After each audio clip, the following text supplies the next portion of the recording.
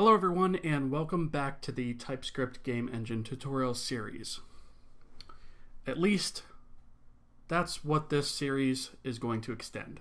So, I know it's been a while since I've posted a video, and I want to take a minute to sort of catch you up on some of the reasons why and some of the changes that are going to be forthcoming on this channel and in this series. First of all, I want to note that there's actually going to be a new series based around the TypeScript engine. And the reason I'm doing it as a new series is because the format's going to be changing a little bit. So versus me going through it line by line and explaining everything that I'm doing, what I'm going to do is sort of cut that down to some of the relevant parts of things. And there's going to be some off-screen work that I'm going to be doing and some off-screen work that I have done, and I'll be giving you guys sort of updates on that along the way. So the goal here is to A, shorten the length of some of these videos and sort of get more to the point. And B, at this point, I think you guys probably are familiar enough with everything that's going on to be able to follow along and not need a line-by-line sort of explanation of everything that's happening. With that being said, there have been quite a few updates that have happened. So a lot of these things were sort of mundane tasks that I didn't want to sort of drag on and keep on screen because nobody wants to sit and watch me type comments for a couple of hours, for example. And I'll get more into that in a bit. So the first thing that I alluded to in the previous video is the name of the game engine has changed. So it is now called NamorvTech. It is on here on my GitHub repository. I'll be including links in the description below to that. I also have something called NT Test Game. NT is short for NamorvTech. And this test game is going to be our sort of test bed for all the new features that we add to the engine going forward. And you'll note that I've actually split these into two projects. So I wanted one for the engine and one for the game. And the reason for this is because a lot of times there'll be game-specific logic or code that doesn't really belong in the engine and vice versa. And I wanted to sort of keep these things separate. So we have NamorvTech and NT Test Game. That's one of the biggest changes. If we take a look at these repositories, and I'm going to go into this in a bit more detail in a second when we actually open up the projects. You'll note first off that the NamorvTech game engine has a vastly updated README file where it explains some of the things that the engine can do, as well as some of the to-do items that we actually are going to be doing. So if you take a look at this, it gives you a idea of sort of the direction we're going to take this engine and some of the things that we're going to be adding to it. Some of these things I'm not 100% sure if we're going to be doing yet, or maybe we'll do down the road like WebGL 2. But there are some other things like 3D that we are definitely going to be adding. The test game itself is actually pretty straightforward. It's a sample test game. There's not really a whole lot to say about this. I'll get a little bit more into that in a moment. The thing that I want to point out is the NT test game has a dependency on NamorvTech. So there is a bit of setup that needs to be done in order to be able to use the NamorvTech engine. And again, I'll get into that in a bit. One more thing I want to mention is NamorvTech is actually published as a NPM package. So the reason for this will become more apparent as time continues, but basically we need a way for you guys to be able to reference the engine without necessarily having to have all of its code downloaded. So packaging it up into an NPM package was definitely the way to go with this. And as you can see, it's copied over the README file. So the current version as of this recording is 2.1.1. This will obviously be changing as time continues, so keep an eye on this channel to see what those current versions should be. As I continue with this series, obviously this version number will continue to rise, and every once in a while when a version is ready to be published, or it makes sense to publish a version, I'll go ahead and publish that and let you guys know what version of the library has been published so that you guys can go ahead and update your packages to that. That being said, you can always still download NamorvTech from the actual repository itself and build it on your own. My goal with this is to keep everything as open source as possible and not to have anything black boxed, if you will. Okay, So a quick word about these projects. So the basic project structure is that we have a folder defined somewhere on our computer that contains all of these projects. So for right now, you'll see that I've got Stupid Duck in here. That's just in case I wanted to rebuild this project, for example. But we have NamorvTech here, and alongside it we have NT Test Game. And any other games that we create using this engine will just go right alongside that in a folder on your hard drive somewhere. And within this is the actual repository. So this is the game repository, and this one here is the engine repository. And so all you need to do is clone these so that you have a folder structure that looks like this. And as long as you do that, everything that we're going to do going forward will work out of the box. So the first thing that we're going to want to do is make sure to clone NamorvTech. Now, if you're not up to speed on Git or cloning processes, definitely read up on that a little bit. As far as how to clone it or where to clone it from, the address is right here, available on the GitHub page of NamorvTech. It gives you the URL right here to clone it from. The same goes for the NT Test Game. If you click clone or download, you've got a URL right here available for you to be able to download that. Now that we have this, the other thing that I want to point out, if we go into our NamorvTech folder here, you'll note the distinct lack of a Visual Studio solution. So the other big change that I've made here is I have dropped support for Visual Studio, the full-blown IDE. I found that it is actually not needed and tends to get in the way more than anything else. It tends to at least hinder more than help, I've found, at least in my personal opinion. What I've opted for here is a workflow that works with any tool that you choose. You can use Notepad if you wanted to develop against this. And everything will compile and build from the command line. So if you're not familiar with the command line, that's totally cool. I've set up some actual scripts for you that will help us run all of this stuff and make sure that everything runs nice and smoothly. So one thing that you need to make sure that you absolutely have installed is you need to make sure that you have Node.js installed.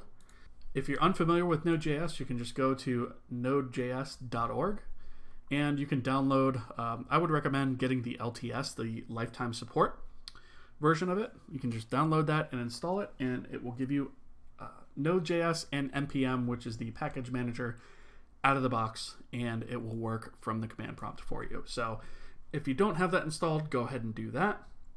So the next thing I want to dive into a little bit here is the folder structure that I've got set up for this. So we'll note here that we have a Git folder, a VS Code folder. Neither one of these is really relevant. Just because we have a VS Code folder in here, we are not bound to using VS Code. But I do want to mention that that is the IDE that I am going with, at least in this series. You're welcome to use whatever IDE you want. It will work with this solution. The next folder we have is dist. This is actually where everything goes when we actually build the engine. So I'll go into this in a little bit. But the dist folder is where it's basically our target directory for every time we build a project. Everything that gets built goes to the dist folder. Node modules is for any node packages that we install. They wind up in node modules. If you're not familiar with how that workflow works, I might do a separate video on it sometime, but I think there's a lot of content out there. So I would recommend that you read up a little bit on Node and NPM and how packages with that work.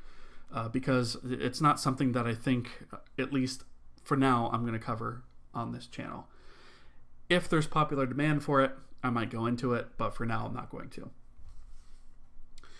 And then finally we have a source folder. The source folder is actually what is going to contain all of our code, and I'll jump into that in a little bit, but just understand that the source folder is where all of our logic for the engine actually resides. Now we have a couple of git ignore and npm ignore files here. Those ignore files for git and npm respectively. I'm not really going to go into those right now. We have a build.js, that is the script that gets run within Node to allow us to build. We have a package JSON, package lock, which I'm not really going to go into yet. I'll touch on that in a little bit. and a tsconfig.json, which tells TypeScript basically the instructions on how to build our TypeScript project. So both of these projects are structured basically the same way. The NT test game looks almost identical, except it has a www folder and an assets folder. And I'll go into those in a little bit. So for now, let's just take a look at the engine. So what I'm going to do is I've got Visual Studio Code installed already. If you don't have Visual Studio Code installed, you can go to code.visualstudio.com and install it. Or, like I said, you can use any IDE that you want. If you want to use Sublime Text or you want to use Notepad++, you're more than welcome to use that. You are not bound to using this in any way, shape, or form. And I will demonstrate that in a bit. But for now, I'm going to stick with VS Code. So one of the nice things about VS Code is I can actually right-click NamorvTech and open the folder as a VS Code project. And this gives me a nice Explorer view where I can look at all of the individual TypeScript files and folders and see how everything is organized. So really quickly, we have our Explorer over on the left, which gives us our file tree. We have our terminal at the bottom, which also provides our debug console, our output, problems. Those things will come up as the series continues, but for right now, the one we're interested in is terminal. If you don't see this window, you can hit terminal, new terminal. But I've already got one open, so I don't actually need to do that. Let me actually clear out this terminal. So by default, the terminal actually loads a PowerShell. So PowerShell is actually running behind the scenes here. If you guys are not familiar with PowerShell, that's fine. You don't really need to be. We're only going to be running very, very basic commands from this. After you've actually cloned this and you open it up, the first thing you want to do is npm install. And when you run that, it's basically going to look at the package JSON, and it's going to determine what packages need to be installed. It's going to download those packages automatically. So if we take a look at package JSON, our dev dependencies here is what matters. So these first two are for the build script, and this last one, of course, is TypeScript. So TypeScript is a dependency. So basically, these are packages that are part of the build process, but the package itself doesn't actually rely on it.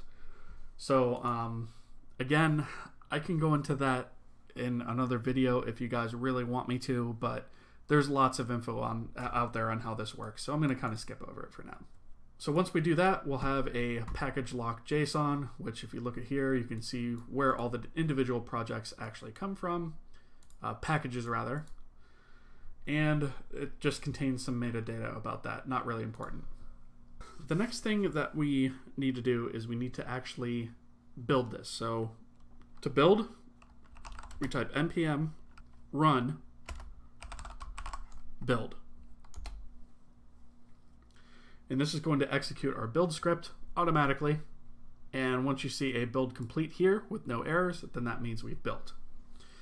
If we take a look at the dist folder that I mentioned before, you'll see that we have a ntmain d.ts. This is our definition file for the game engine. Then we have our JavaScript file, our exported JavaScript file for the game engine. And then we have some ts build info, which we don't actually care about or really need, so I'm going to skip over that for now.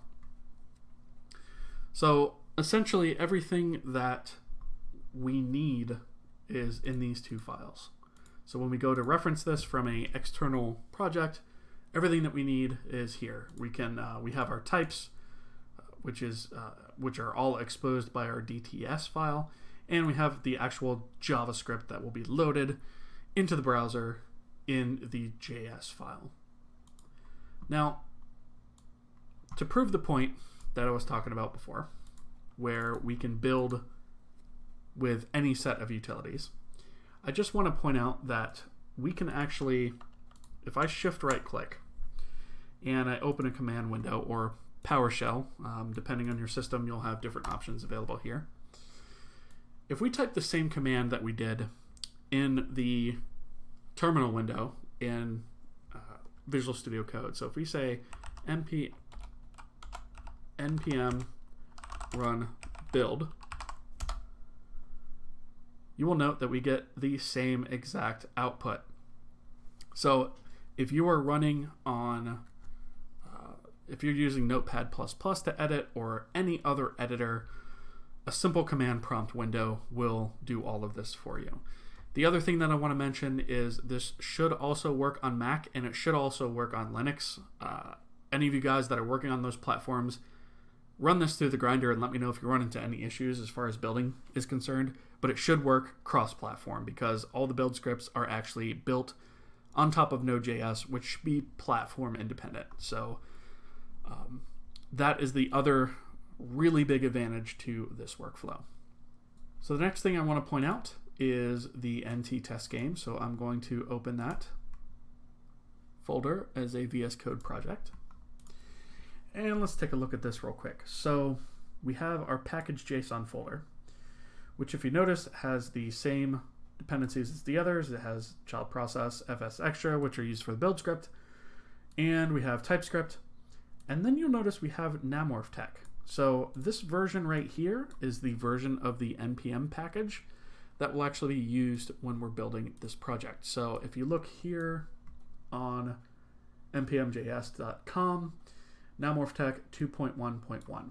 So when we run npm install, it's going to pull that package and put it into node modules, which we can see here. And if we go into dist, we then see we have our ntmain DTS and ntmain JS. And so the advantage to this workflow is if you don't want to mess with the engine or you don't want to have to worry about compiling the engine, you can simply include it as a dev dependency. And when you run npm install, it will actually install that automatically for you. And then when you build the game, it'll automatically hook up all the dependencies, copy everything where it needs to go, and you will be good to go.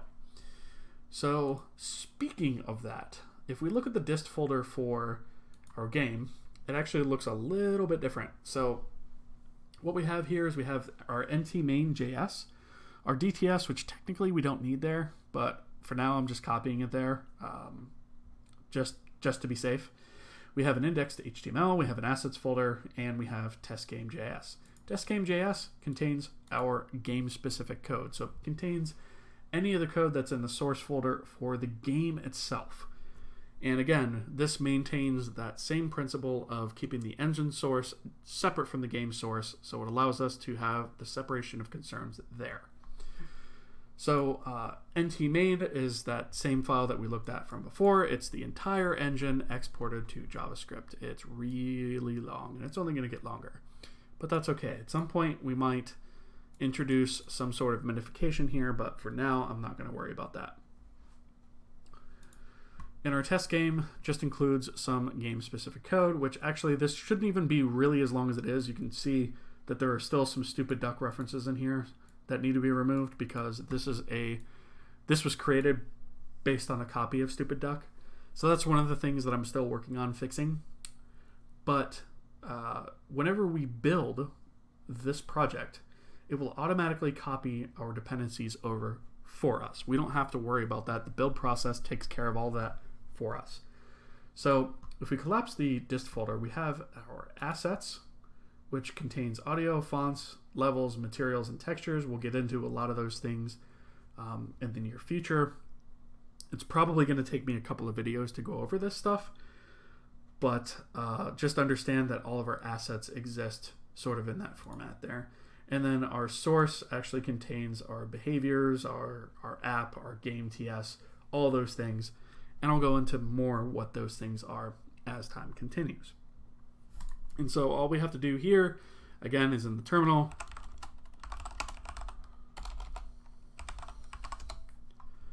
npm run build, and that builds and copies the dependencies from the node modules. So in other words, the installed version of NamorvTech, it goes ahead and copies all those files as necessary. Now, you might be wondering, what if I want to make changes to the game and the game engine at the same time? That is also possible. So if you recall, I mentioned that NamorvTech needs to sit next to the game, and that's for a very specific purpose. That purpose is something that we call the local build process, which works a little bit differently. So you'll note that we have a tsconfig local JSON here, And what this does is it adds the NamorvTech to our references. So this allows us to reference the local version of NamorvTech on disk in the event that we're actually making changes to the engine at the same time that we want to make changes to the game. And what this allows us for is to quickly test things without having to publish a new version of the package every single time that we make a change to the engine. If you guys want to extend it, this is the way that you do it. So what this does is the build process for building locally pulls from your local copy of NamorvTech on disk. And the only difference is instead of typing npm run build like I have here at the bottom, you type npm run local. And then you can see here it says build local complete. And the only difference is that the dependencies pulls from the local NamorvTech directory instead of pulling from the npm package. So I know that this seems like a lot. Again, if you're not familiar with how npm and packaging works, I strongly suggest that you read up on that because it's really good to have a solid understanding of how that works, because we're going to be using that quite a lot throughout this series because all of our engine work is now going to be separated into a separate package. Anyway, enough about that. So the other thing that I want to go over is the changes in the engine architecture. If we take a look at NamorvTech, the structure of the files, as far as where they're located, and the naming has all undergone a pretty significant overhaul. And some of the biggest changes are I've changed the way that capitalization is handled and the naming of things is handled, as well as there have been a bunch of other architectural changes that have happened. So part of the new standard that I am implementing as far as the engine is concerned to make things a little bit cleaner, a little bit easier to read in my opinion, is everything is capitalized. Everything that's public is capitalized now. And I haven't made this change across the board yet, but I've made it for the most part. So this is going to be probably changing over time. So for example, Asset Manager begins with a capital A.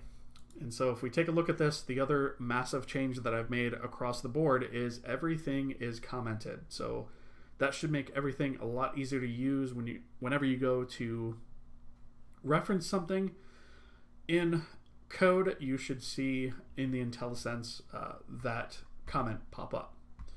And so this is every single file has actually received these updates, I believe, with the exception of a couple things that I'm going to rip out. So I would highly suggest that you go through and have a look at these code files and see some of the changes that have been made.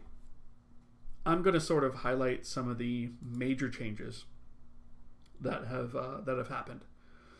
So one of the big things is engine TS is a lot smaller than it used to be. If you recall, this used to be a very, very long file that contained a lot of hard-coded configuration and references to assets, references to sound files, configuration, all those things. And now all those things have been removed. And what we're left with to replace it is basically all these managers call a load method, which then loads a configuration file. And that configuration file then determines how the assets or resources themselves get loaded. And so the only thing that we're actually calling within here is the load method to all these managers. We don't have any hard-coded assets or anything within the engine anymore. We're only just calling these global renderers. We're only calling these global managers to load. The other thing that we've done is we have separated out all of the renderer code to a renderer class. And we've also implemented an iGame interface. And the game is also configuration based, but has calls such as update ready and update and render that are exposed on the game side that allow game specific code to be implemented without having to update or change the engine every single time that's done. So as a result, our engine is a lot cleaner. We have a lot less hard-coded things in place. So another couple of things that have happened is there have been some updates to the object hierarchy. So now we have something called a T-object. A T-object, as the comment says, is the basis from which all objects should be inherited. Now these objects are given a unique identifier, which is listed here as the global object ID. So there's a private static one of those. Every time the constructor is called, we generate a new ID for that object. And this just gives us a unique way to identify all the objects. Now we're not directly using this yet. This is something that I want to add in place, but basically we should be able to obtain a reference to any object that is created that inherits from this class by its identifier. So this isn't used yet, but eventually it definitely will be. So T-object, that's all that it provides, is it provides a ID and a destroy where its identifier is undefined, set to undefined, and of course the constructor sets the identifier after incrementing the global object identifier. The other thing is under world, we used to have something called game objects. That has actually been renamed to T entity because I felt like it made a little bit more sense to call it an entity. So a entity is the replacement for a game object. It exists in the world, but it does not get rendered directly, and it does not have behaviors. It still does have a transform and obviously the matrices and the ability to have children and parents and all that. So that hasn't changed, but it's now called an entity as opposed to a game object. I just felt like entity was a better name for it. And the T naming scheme is basically anything that inherits from T object should have a T prepended to its name. So T entity extends T object, so we have the T in front of that. And so this provides all of the in-world object functionality that we're used to. Not much of this code has actually changed, but the comments have all been added. The next thing is level has actually changed up a little bit. So level now has a level state, which is uninitialized, loading, or updating. Updating is basically saying the level is loaded and is currently in the update phase. We may be adding more states to this, but basically each level has its own state. So whenever we call update, we just take a look at the state and see what it's currently doing, and then that's how we know how to carry on with that update call. So as far as level itself, there's not a whole heck of a lot of changes. So we have a scene graph, which is ultimately responsible for holding references to all the entities in the scene. And then we have an active camera, which is something I'll get to in a little bit. We've actually implemented cameras. And we have an indication of whether or not the level is loaded. And all of the same logic that was there before as far as loading the actual level up still exists. Some things have been renamed, cleaned up, comments have been changed. References to objects are now mostly called entities. It looks like there's still a reference here to objects. I may change this to entities too. But for the most part, this class is a lot lighter than it used to be as well. The other thing that was added was a concept of cameras. So cameras really quickly have a view, which is basically the transformation matrix for now. All cameras inherit from base camera. And then on top of that, we have a perspective camera. So this is actually something I'm still working on. That's one of the reasons that it's actually not fully commented or filled out yet. But I'll get a little bit more into that later on in the video. So really quickly, I just want to touch on the renderer. And this is another thing that's still sort of underway, which is one of the reasons it's not fully commented yet. But all the rendering logic that existed in the engine has now been put off onto the renderer. So we have resizing logic in here, we have shader logic in here, which probably is going to be changing as far as we may have some sort of shader manager that manages these instead of having the renderer do it. But for now, we just had the shader directly created within initialize in the renderer. So the renderer basically just handles all these lower level GL calls and setting some of the needed uniforms that we need and so forth. So one thing that you'll note is collision here has not been updated. This collision manager is highly likely to be replaced. It's entirely probable I may actually offshoot this to use an external collision library. I haven't really decided what direction I want to go with that yet. So until we actually need collision, I'm actually not going to bother with this. So I don't want to remove it yet until we have a replacement. But I just wanted to mention that this collision manager is basically all but deprecated and probably is going to be removed and replaced at some point. One more thing I want to touch on is there are, under shaders, there have been a couple of updates that have been made to the shader. So the basic shader now takes a view matrix, and the view matrix is the transformation matrix of the camera. So what this actually allows us to do is move and manipulate the camera in the world. And so really the only difference so far that's been made to this is in the shader to have a U-view uniform matrix 4 that gets multiplied into the GL position. No changes have been made to the fragment source as of yet, but a lot of changes are going to be required down the road. So I just kind of wanted to point that out. One more thing, if we look in the renderer, in the end renderer, before we actually draw everything to the screen, we set the view matrix here. And so basically what we're doing is we're saying the level manager, if the level manager is loaded, which basically checks the active level to see if it's loaded, and the active level has an active camera, then we get the view matrix from that camera. Otherwise, we just use an identity matrix for that. And then we go ahead and set the position in the basic shader.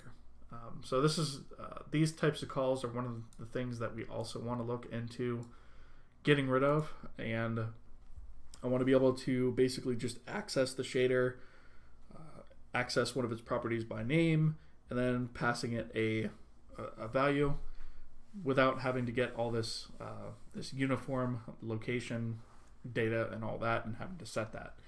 So one of the very next steps I think I'm going to do is probably to extend that class a little bit and simplify the interface, the public facing interface, so that you don't have to do as much work to actually just set properties like this. It should just be one line of code instead of 3, for example. Okay, so moving on, let's take a look at our test game again. So our test game has just a couple of code files. First off, we have the game, which implements our NT game interface. It has an update ready, an update, and a render loop. And as you can see, I don't actually have any game-specific logic in here, but when it comes time to add test cases and other things, we can go ahead and add those in here with ease. We have the interface and everything all set up to already handle this for us, so we don't have to worry about that. The only thing that we do here is we change level to test 1. Now, if you recall before, our level loading was a bit hard-coded. With that, I want to kind of take this opportunity to go over the new asset structure. So if we take a look at assets, we have audio, fonts, levels, materials, and textures. So the first one I'm going to look at, since we're talking about levels, is levels. So if we look in here, we have levels.json and test1.json. So the engine looks for levels.json. And what this is it is a sort of mapping to all the levels that could exist in the game. And so we have the name of the level, which matches up to what we call in change level, a quick description, which the game could eventually use if necessary, and a pointer to a file path where the configuration for that actual level exists. In this case, it's assets levels test1.json. And so if we open this up, we can see our configuration for our test level. Nothing too fancy going on here. I have something called test cube, which actually has a sprite in it for now. We need to enhance that. But it has one object here and then a camera object. And I'll go a little bit more into cameras at some point. I'm not going to touch on that too much for now, but it is nothing but a overloaded entity that accepts a different type and then creates a perspective camera object instead of just a normal entity. And so, just like an entity, we can set position and rotation on those things. This, of course, is in radians. And just like that, we can create a camera. And we can define a default camera for the scene, which is default camera, which is here. So if I were to name this default camera 2 for some reason, we could name that 2, and then this would say, okay, when I stand the scene up, use this camera, which is found here. If it doesn't find that camera, it's actually going to throw an error. So this is the same type of level config that we had before, and it's something that probably will be changing and get some updates, but not a whole heck of a lot. For now, it's mostly on the surface. It's just the same thing as before. So textures just is our folder that contains all of our PNG files. Nothing fancy going on there. But if we look at materials, we have a base materials JSON file. And so the way that this works is we define a materials configuration in this file. So we have our list of materials, the name for it, the diffuse, and the specular for that material.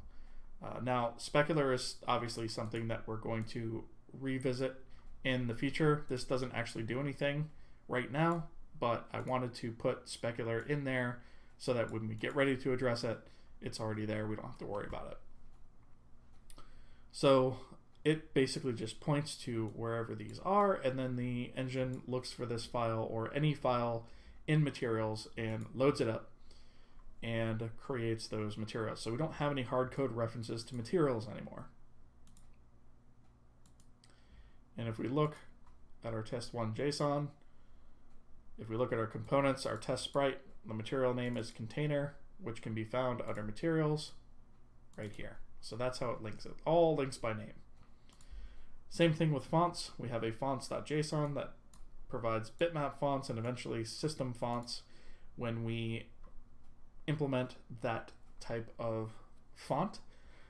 And if we look here, we have a default font and we declare a font file. So we have our font file here, which contains all of our font data, just like what we had before. It's just the only difference is we, again, no longer have this hard-coded in logic. It's just a file that gets loaded with all the configuration necessary. Same thing goes for audio. So all of our sound effects also exist this way. So again, these are the ones from Stupid Duck, but I want to leave them in there as sort of examples of how to set audio up. This will expand with time, but for now, adding a sound effect is as simple as this. Just make sure the sound effect actually exists in the folder, point it to the right place, tell it whether or not to loop, and you're done. No more code to create sound effects. You simply reference everything by name. Since I've already built this, the last question that you may have is, how do you actually run it? And this build and run process is something that I'm probably going to be enhancing a little bit to work with keyboard shortcuts or something so we don't have to type as much. But for right now, we're just going to do everything through the terminal. And so in order to run this, there is one thing that we're actually going to have to do, and that is npm install. And we need a package called http-server. And we want to pass -g after that. And when we run this, it's going to install the HTTP server package, but it's going to do it globally, meaning that we can run HTTP server from anywhere using the command prompt. And it will give us a small web server that we can use to basically run our game locally off the local machine. So we don't have to worry about setting up IIS or having IIS Express or setting up Apache or any one of those other web servers out there. This is just a very simple Node.js based web server. And so I've actually already got that installed on my machine. And so what I like to do as far as workflow in VS Code is within the terminal, this terminal window actually spans the entire screen here. And so we actually typically don't need that much space. So what I like to do is actually hit this split terminal button here. And that gives us a separate window over here on the right. So let me just clear that. And so it defaults us to the same directory, which is our NT test game. And so what I like to do is I like to run the HTTP server out of this window. So to do this, the first thing, if you recall, after we build, everything winds up in this dist folder. So this is where we actually need to this is where we actually need to run the web server from, is out of this dist folder. So in this second window over here, we want to cd dist. And once you're in the dist folder, you type HTTP server -c, which means disable caching, because every time we load this, we want it to reload all the JavaScript. So we want to disable caching. -o. And what the -o will do is it'll automatically open up in a new browser the website running from the server. So I'll hit enter. And before I bring the browser window up, I'm just going to scroll back up here. So we see here, starting up HTTP servers, serving basically this folder is what it's saying. And it's available on these two IPs.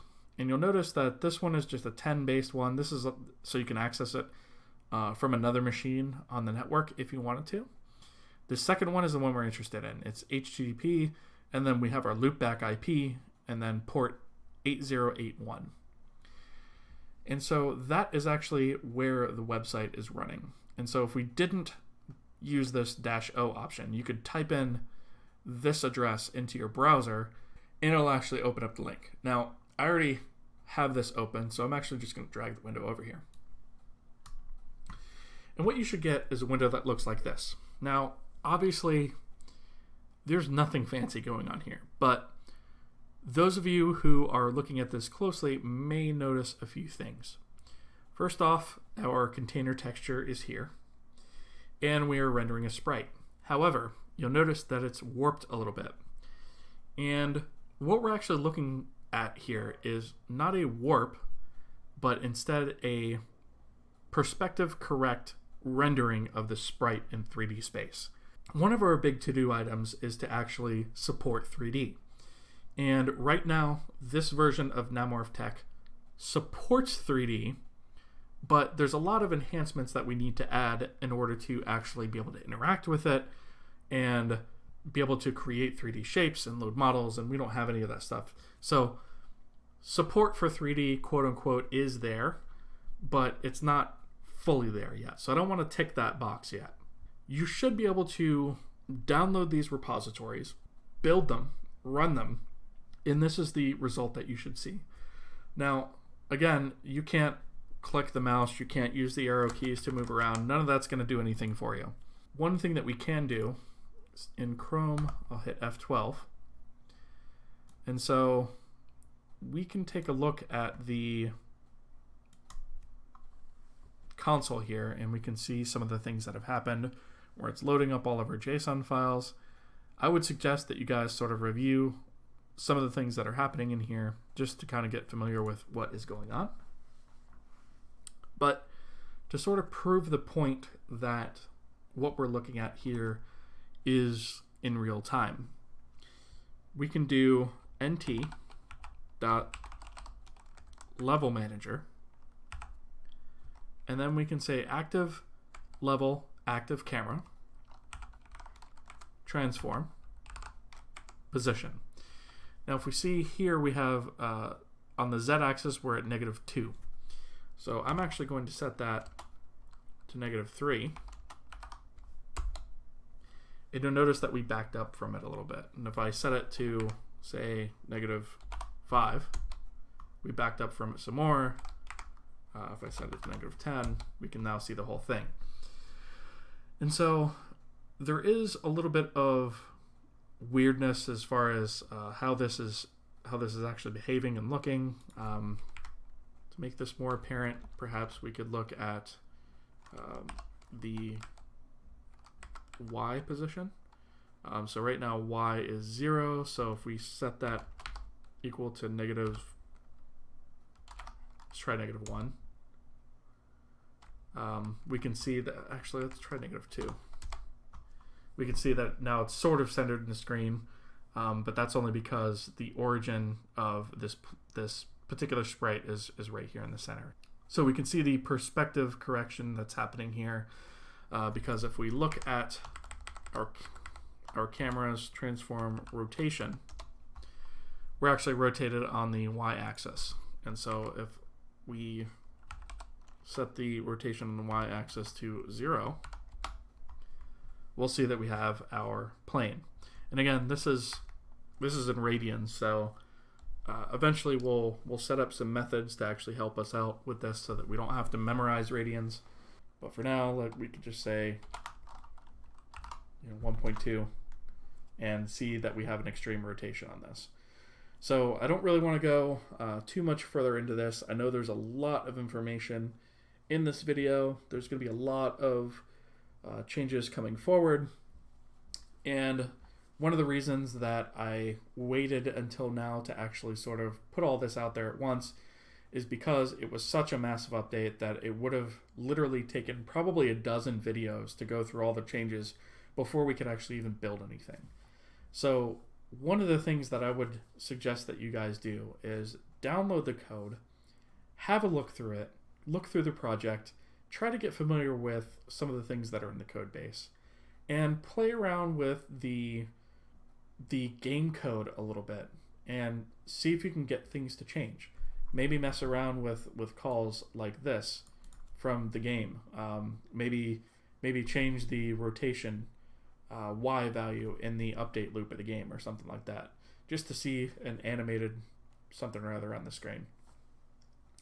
And of course, let me know what you guys think of these changes so far. A lot of these changes, like I said, are very large, but they will definitely enhance the usability of the engine, as well as pave the way forward for some more advanced things to be added. So, all right, so I'm going to go ahead and wrap this video up here. I'm going to be posting some more updates coming shortly. None of the updates going forward are going to be anywhere near this large. I plan on doing most of the updates on camera going forward. Let me know what you guys think. Leave me some feedback in the comments below. Let me know what you like, what you don't like. If you guys need explanation on some things, let me know. I want to also mention that in the description there is a Discord channel available. So if you guys run into any sort of things that you need a little bit of help with, feel free to hop on there. If I'm available, I will go ahead and answer questions on there. Anyway, thank you guys so much for watching. If you haven't already, consider subscribing, and I'll see you guys in the next video.